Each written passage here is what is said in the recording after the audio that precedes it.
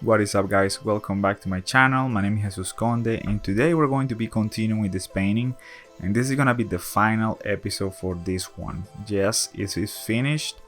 We're not going back to this painting, and yeah, I'm very excited to share all the final process on that.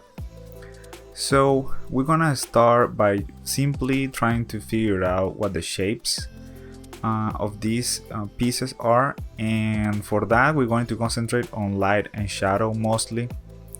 It's gonna be a little bit difficult, but you know, nothing is impossible really. It's more like trying to stay focused on the goal, which is refining.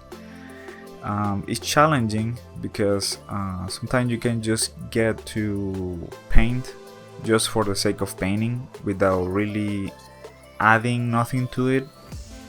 If anything, it will be like cleaning the surfaces, making everything smoother. But we're not only trying to make everything smoother, we want to add detail, we want to add more intricate shapes and figure out a couple of things here and there. I'm not saying that this is like a fully functional robot mechanism or anything, because that's not the goal. It's more of a entertainment kind of look for a robot. In this case, a female robot, and we're trying just to find cool shapes, cool ideas, cool pieces that could be here and there. And yeah, some people may say, well, but this doesn't make any sense, like this doesn't really work or do anything here and there, right? But I feel like these kinds of paintings are mostly for entertainment, and you have to make it believable enough. I just want to get across here that sometimes you're just gonna do things that are very more for entertainment value than the functional. If you are a concept artist, of course you have to try to make everything functional, or at least functional enough that is believable, and that's part of the job. And yes, in that case you can use references for how pieces look and work, but I didn't wanna go to like a really like a, I don't know, like a Boston Dynamics kind of robot kind of look, you know. This is more of something more artistic, something prettier, let's say. And it's kind of a struggle, because you're trying to make pieces that sometimes doesn't really make too much sense, but they just look cool or look good, right? So that's kind of what's going on. Here I'm trying to clean as much as I can, and then I'm going to do another pass, which is adding a little bit of lines here and there to add more complexity to the shapes. And as you can see, I'm kind of like turning on and off the layer just to see what I had before and what I have now, just to compare as much as I can, so I can see what the progress has been and all those kinds of stuff. Anatomy, or these parts are more like a skin color, are tricky because I'm working with this reference, and in the reference obviously there is only flesh, there's no metallic parts, so you have to kind of find a balance between what you have on reference, what's on your painting, and the lighting on your painting. And yeah, when it's kind of hard to, like, if I wanted to do something with a different kind of lighting, for example, I will have changed the references color.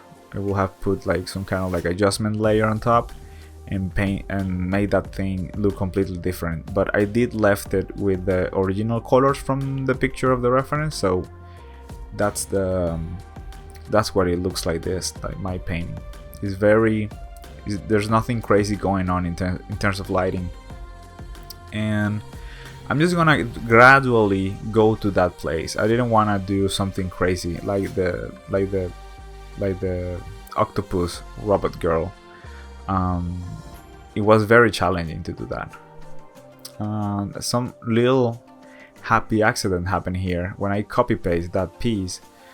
it left that small like little shiny line that makes it look like if that muscle breaks there, and that was pretty cool, having that little accident happen there and left that small line of light. Makes it look like it's more intricate.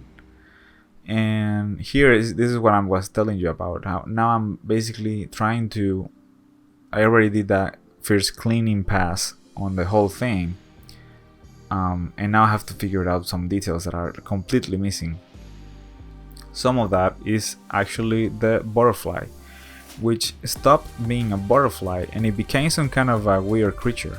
I was thinking, well, now we are in some kind of weird planet where we have giant flower trees, so why not make some feather looking butterflies? Like, why not, right? It's completely possible. By the way, guys, if you can subscribe to my channel, I will really appreciate it if you find this content valuable, and give me a thumbs up. That helps this video reach more people. Anyway, having this kind of like a feathered butterfly makes a whole sense to me, because we already have something really weird in the background going on. It's not really in Earth, so making something that different is actually fitting. And now, as you can see, I'm adding way more shapes onto things. I'm drawing actively and trying to figure out different new shapes. The breasts kind of need a little bit more cleaning in general, but they have to be reshaped a little bit. It's kind of hard to find the right look for this part. I almost took it away completely and make a flat chest, just because like you wouldn't see the breasts on like a bone structure, for example. So if this rib cage kind of a structure is working as a bone structure for the robot, you wouldn't see the breast in there, at least not metallically. Like, it doesn't make any sense. But I did want to have something there, so I was kind of struggling with the direction with that was going to be.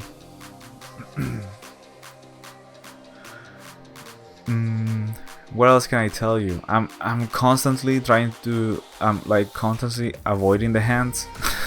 They got me super nervous to do some progress in there. But I mean, they're at the bottom of the image, and the image has a pretty good energy in general, so it's not like they're terrible, but yeah, they could definitely need some more work, a little bit. I'm trying to manage the time as best as I can, so I can do progress in all the parts that are unfinished on this painting, and not to focus too much on one thing, just one thing. And yeah, as you can see, I go back to drawing with a really tiny brush. It's the same brush, but a smaller size.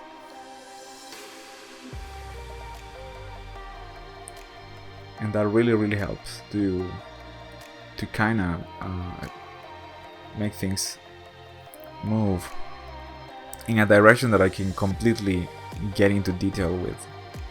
Having these little lines here and there kind of push me towards making more detail, because you don't want to see like just a line in there. You need to add other shapes, and using light and shadow obviously is way more useful in this part, because I already have all that information there, like what's the color of the metal in the shadow, what's the color of the metal with the light, like a specular light, and all that stuff, like reflecting the sky with this little blue color. When I use that little blue color is because I wanna make it look like it's reflecting the sky or something.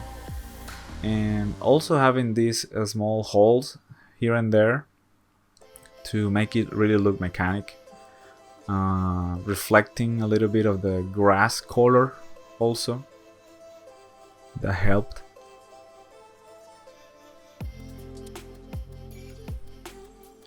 And yeah, I'm trying to work in a way that really allows me to keep moving forward, that I don't have to be constantly going back to fix things.